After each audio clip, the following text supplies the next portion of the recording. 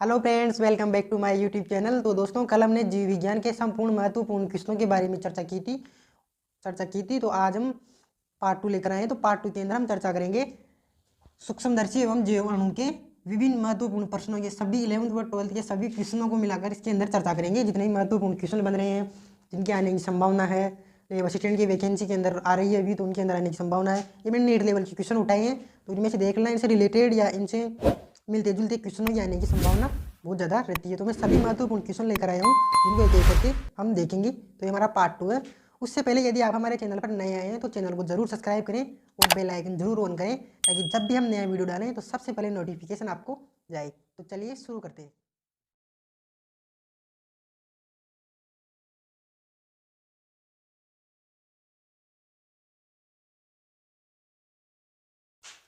तो हमारा पहला क्वेश्चन है, इलेक्ट्रॉन सूक्ष्मदर्शी की खोज किसने की थी?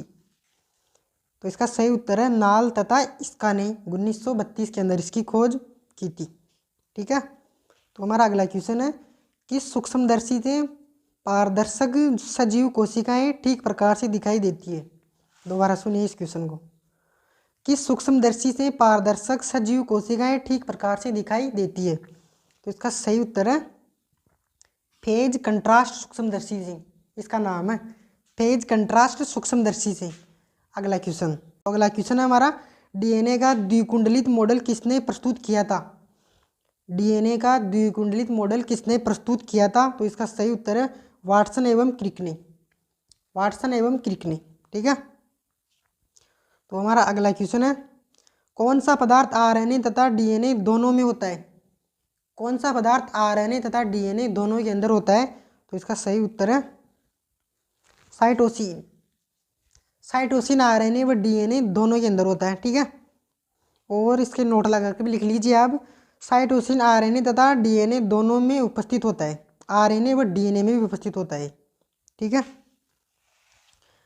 और अगर जबकि थाइमीन केवल डीएनए में व यूरेसिल केवल आरएनए में होता है, ये इसका अपवाद है, ध्यान से लिख लेना इसको। जबकि थाइमीन केवल डीएनए में व यूरेसिल केवल आरएनए में होता है। ठीक है। अगला क्वेश्चन हमारा, आरएनए किस में अनुपस्थित होता है? आरएनए किसके अंदर अनुपस्थित होता है? तो इसका सही उत्तर है जीवद्रव्य कला में आरएनए अनुपस्थित होता है। तो हमारा अगला क्वेश्चन है, ग्वानिन तथा साइटोसिन के बीच कितने हाइड्रोजन बंद होते हैं? ग्वानिन तथा साइटोसिन के बीच कितने हाइड्रोजन बंद होते हैं? कितने होते हैं भाई? कमेंट बॉक्स में बताइए। 3 होते हैं। ठीक है। अगला क्वेश्चन है हमारा, एक कोशिका में सबसे अधिक मात्रा में पाए जाने वाला पदार्थ कौन सा होता है? बताइए भाई, एक कोशिका में सर्वाधिक मात्रा में पाए जाने वाला पदार्थ कौन सा होता है? तो इसका सही उत्तर है प्रोटीन। ठीक है। तो हमारा अगला क्वेश्चन है, सबसे मीठी शर्करा कौन सी होती है? सबसे मीठी शक्कर कौन सी होती है? शर्करा। इसका सही उत्तर है फ्रक्टोज। अगला क्वेश्चन, आरएनए में सबसे कम सक्रिय कौन सा पदार्थ रहता है? आरएनए के अंदर सबसे कम सक्रिय पदार्थ कौन सा रहता है? तो इसका सही उत्तर है एमआरएनए। क्या? एमआरएनए। ठीक है। अगला क्वेश्चन है हमारा, ग्लाइडिन नामक प्रोटीन किसमें पाई जाती है? हाँ भाई, ग्लाइडिन नामक प्रोटीन किसके अंदर पाई जाती है? तो इसका सही उत्तर है गेहूं के अंदर। जो हम खाते हैं ना, गेहूं की रोटी, उसके अंदर। अगला क्वेश्चन है, कौन से तत्व भार में जीव पदार्थ का लगभग 96% भाग बनाते हैं? कौन से तत्व भार में जीव पदार्थ का लगभग 90% भाग बनाते हैं? तो इसका सही उत्तर है CHON।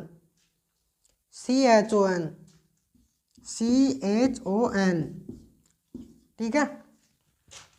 अगला क्वेश्चन है हमारा, समस्त जीवों के लिए जैव का प्रमुख स्रोत क्या है? हाँ भाई, समस्त जीवों के लिए जैव का प्रमुख स्रोत क्या है?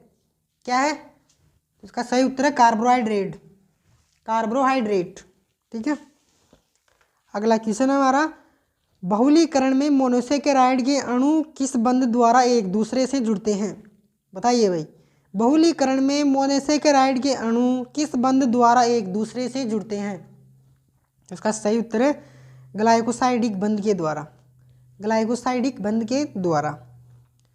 अगला क्वेश्चन हमारा, ग्लाइकन्स किसे कहते हैं?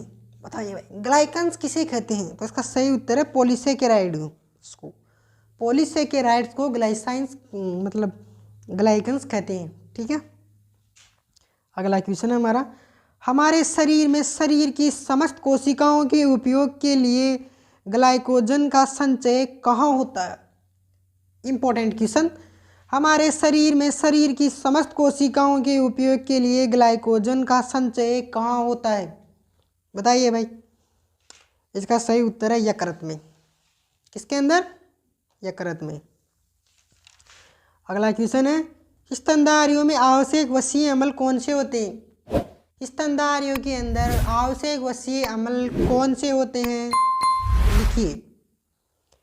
लिखिए लिनोलिन अम्ल तथा एराकिडोनिक अम्ल। लिनोलेनिक अम्ल तथा एराकिडोनिक अम्ल। ठीक है, अगला क्वेश्चन है टिट्रोफोन नामक अमीनो अम्ल से व्युत्पन्न पदार्थ क्या कहलाता है?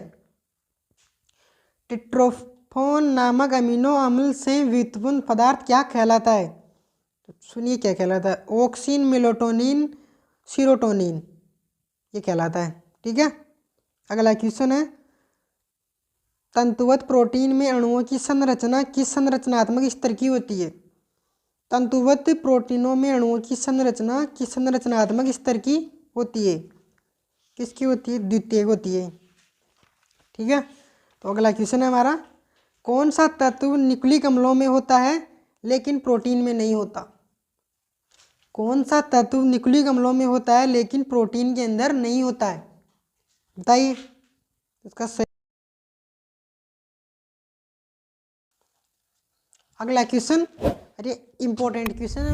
We we we we very very very very very important question. लिखिए पृथ्वी पर कौन सा पदार्थ है जो जमने पर फैलता है? कौन सा पदार्थ है पृथ्वी पर जो जमने पर फैलता है? तो इसका सही उत्तर है जल, H2O। जमने के ऊपर फैलता है। लिखिए कैसे फैलता है मैं बताता हूँ। ये हाइड्रोजन बंधों की उपस्थिति के कारण बर्फ के क्रिस्टल में जल के अणु कुछ दूर स्थित होते हैं।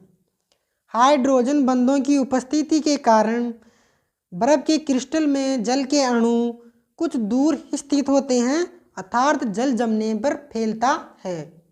जल जमने पर फैलता है। ठीक है, अगला क्वेश्चन, एंजाइम शब्द का प्रयोग सबसे पहले किसने दिया था? एंजाइम शब्द का प्रयोग सबसे पहले किसने दिया था? तो इसका सही उत्तर है कुहने ने। कुहने ने ये दिया था 1678 के अंदर। 1678 के अंदर। अगला क्वेश्चन है हमारा एंजाइम सम्मिश्र को क्या कहते हैं? एंजाइम सम्मिश्र को क्या कहते हैं? बताइए भाई, एंजाइम सम्मिश्र को क्या कहते हैं? कमेंट बॉक्स में बताइए आप। तो इसका सही उत्तर है होलो एंजाइम। Holo enzyme. लिखिए अगला क्वेश्चन है एक एंजाइम जो स्टार्च का जल अपघटन कर माल्टोस में परिवर्तित कर देता है क्या कहलाता है? एक एंजाइम जो स्टार्च का जल अपघटन कर माल्टोस में परिवर्तित कर देता है वो क्या कहलाता है? तो इसका सही उत्तर है एमाइलेज। एमाइलेज। अगला क्वेश्चन है हमारा कौन सा एंजाइम सर्वप्रथम पृथक करके रवों के रूप में शुद्ध किया गया था? वेरी इंपॉर्टेंट क्वेश्चन, क्लास 12 के अंदर भी है ये। कौन सा एंजाइम सर्वप्रथम पृथक करके रवों के रूप में शुद्ध किया गया था? तो इसका सही उत्तर है urease. Urease enzyme. Urease enzyme ये जे.बी. सुंदर नाम के वैज्ञानिक ने किया था। जे.बी. सुंदर नाम के वैज्ञानिक ने किया था। अगला क्वेश्चन है हमारा, बस खत्म होने वाला है। एंजाइम की क्रियाविधि के लिए तालाचाबी की परिकल्पना किसने की थी? एंजाइम की क्रियाविधि के लिए तालाचाबी की परिकल्पना किसने की थी? इस सवाल का जवाब आप कमेंट बॉक्स में बताओगे। ठीक है। अगला क्वेश्चन और फाइनल क्वेश्चन है हमारा, पेंटोस शर्करा जो न्यूक्लिक अम्ल में पाई जाती है वो क्या कहलाती है? पेंटोस शर्करा जो न्यूक्लिक अम्ल के अंदर पाई जाती है वो क्या कहलाती है? तो इसका सही उत्तर है राइबोस। राइबोस कहलाती है भाई वो। तो ठीक है, हमारे पार्ट 2 के क्वेश्चन पूरे हो गए। आई होप आपको सभी प्रश्नों को समझने में आसानी हुई होगी। और यदि आपको हमारे कंटेंट पसंद आते हैं तो आप चैनल सब्सक्राइब कर सकते हैं, और हम बहुत जल्दी पार्ट 3 भी लेकर आएंगे। और यदि आपको वीडियो पसंद आया तो वीडियो को लाइक ज़रूर कर दें, अपने दोस्तों के साथ शेयर करें ताकि जो भी तैयारी कर रहे हैं उनको समझने में आसानी हो। Thank you so much.